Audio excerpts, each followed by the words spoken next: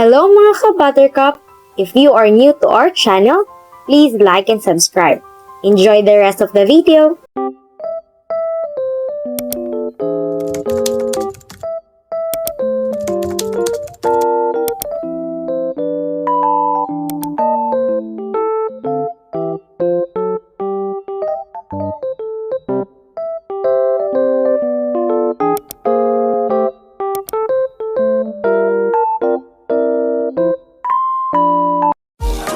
What comes into your mind when you hear the word memorandum?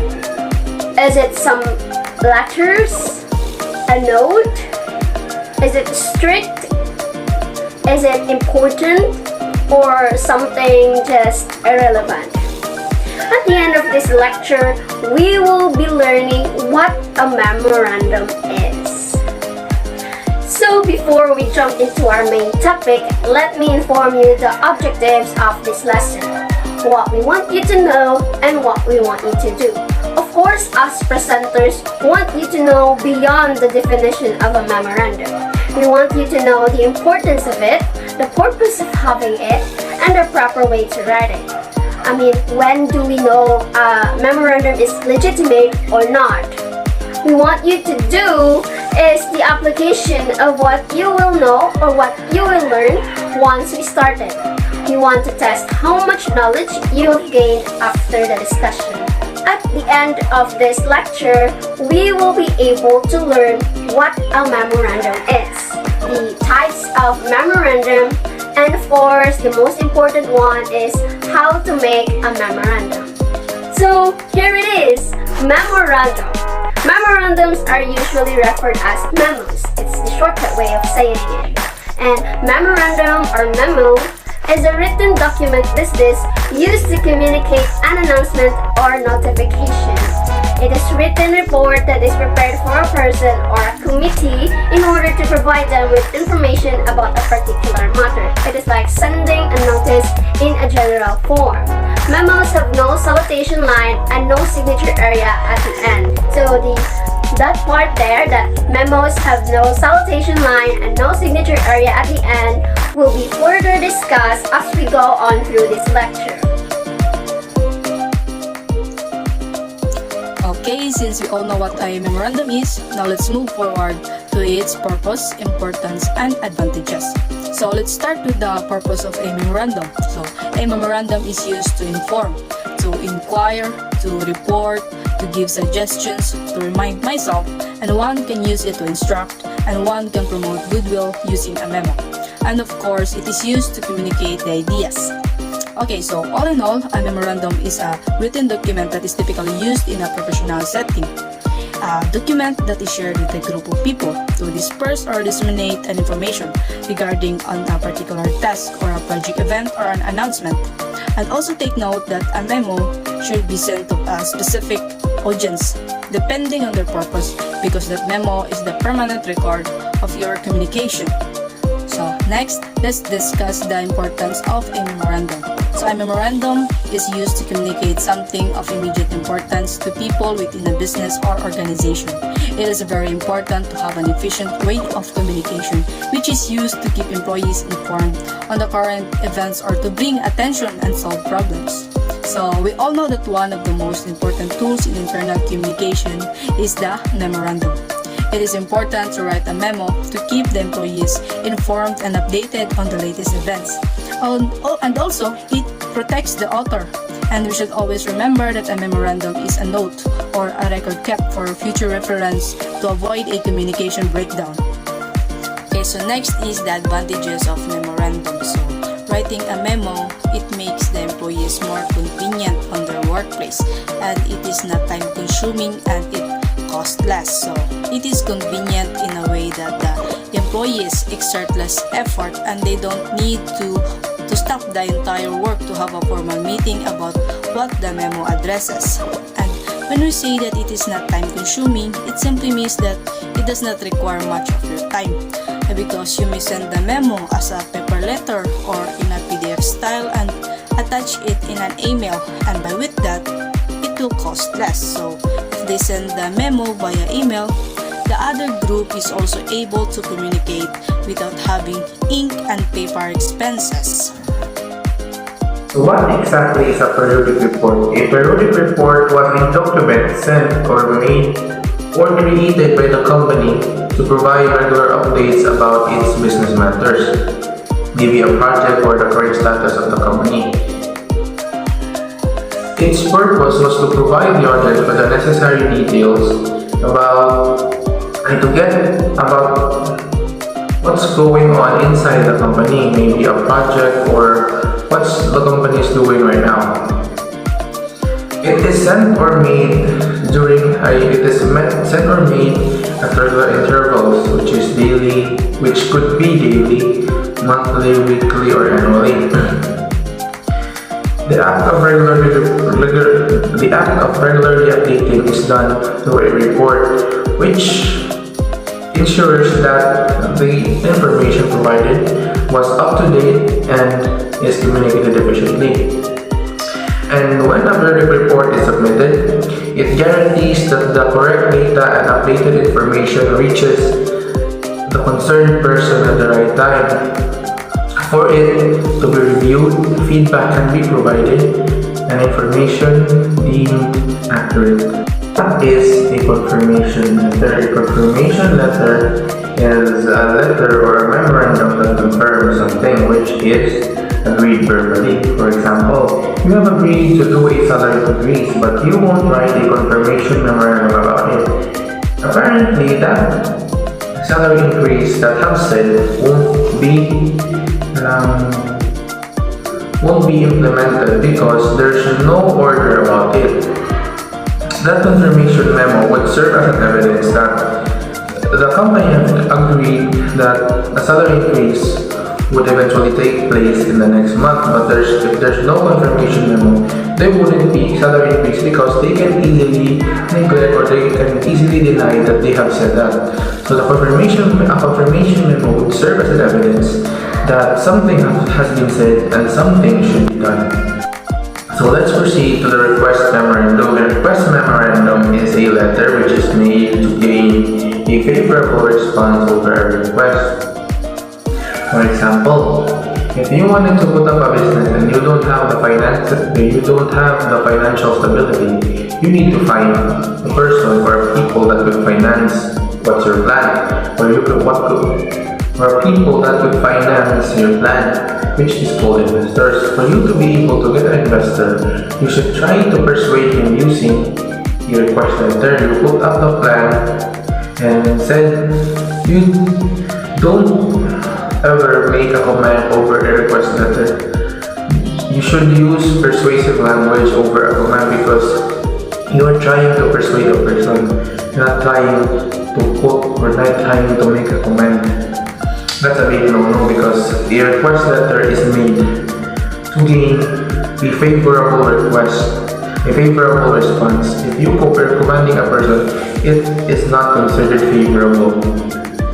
So those request letters are made for you to be able to persuade a person to eventually be your ally or putting up a business, that's for example.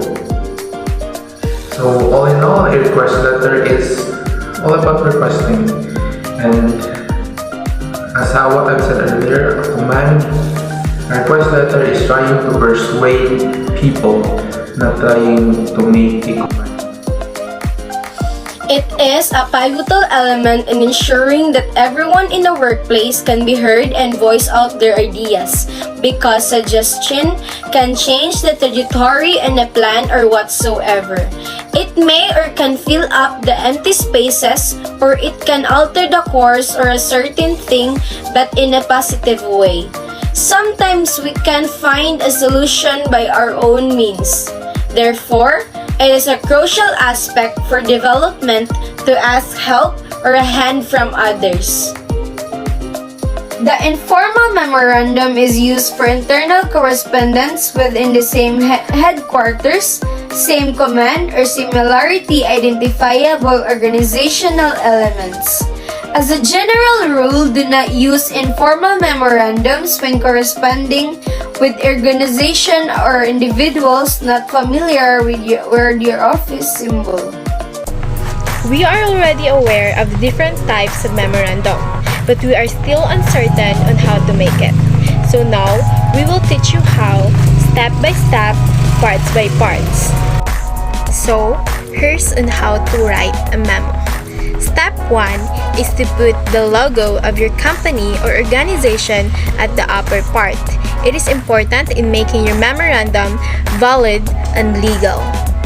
2 is to address your recipient appropriately. It is true that a memorandum is not informal compared to a letter, but addressing your recipient appropriately is a must. It is where respect is seen. Step 3 is to write your name after the from line.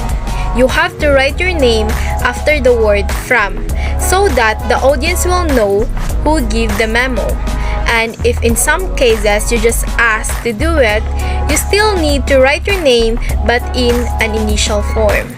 Just like, for example, Miss Del Poso asked me to write a confirmation memo.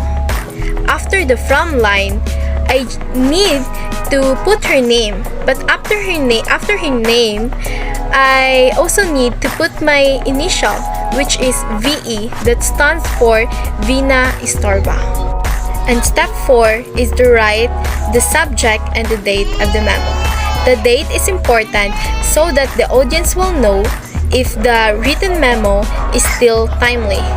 Also, in the future purposes, looking for the date of the memo is important. And the subject is necessary so that it will avoid confusion to the audience. Step 5 is to avoid formal salutation. As I have mentioned before, a memo is informal compared to a letter. So, writing such formal salutations such as Dear Honorable Del Poso is not necessary. Step 6 is to write the problem or issue at the first paragraph. Writing a memo is convenient, so the least you can do is to put too much unnecessary words in the paragraph and make your paragraph long. So, put all the needed information only at the first paragraph. Last step is to put a context at hand to the issue. It is important so that the audience will know why you are writing a memo, to avoid confusion and to understand better. Here's the example of a memorandum from Cebu Technological University Argao campus. You can take a pause and read or evaluate the given memorandum. So now let's move to the next part of memorandum, the heading. Heading contains the name of organization and sections. This part also includes the date and the subject of the memo. The informal memorandum uses a special heading, sometimes reprinted on stationery. Typically, words in the memo heading are keyed in all caps, bold, followed by a colon and double space. So, the heading of memorandum is designed to allow a reader to understand of what he or she is looking at and decide quickly whether he or she should read it. And we have the message. The message is the main body of a memo, and it has 3 major components. The first one is the introduction. The introduction represents the main idea of the message. It is in the first paragraph, and it is called the background of the information. The second one is the details. It is in the second paragraph, where you should write the details about the information to support the introduction. And it should be logical. And it has to have evidences to support your message. The third one is the response. It is called the action statement of the information. In this paragraph, you should state the action you want the reader to take, the action that you will take, or the action that you are requested to take, or whatever the purpose of your memorandum. So the last part of memorandum is the typist initial. Are one of the last element of business letter. They include the initial of letter writer in all caps, followed by a slash mark or colon, and then the initial of the typist lower and the initial of the typist in lowercase. It is located at the bottom left side of the memo. So some firms demand them in order to ascertain who was accountable for typos and other errors that occurred them when the letter was created, or rather than who authored it. So all in all, memorandums are mostly made in the professional settings. It has different types to put to any kind of situation. Just like today, our school director released a memorandum about not having a class because of heavy rain. And its parts are the heading, the message, and the typist initials. And it is used according to its content.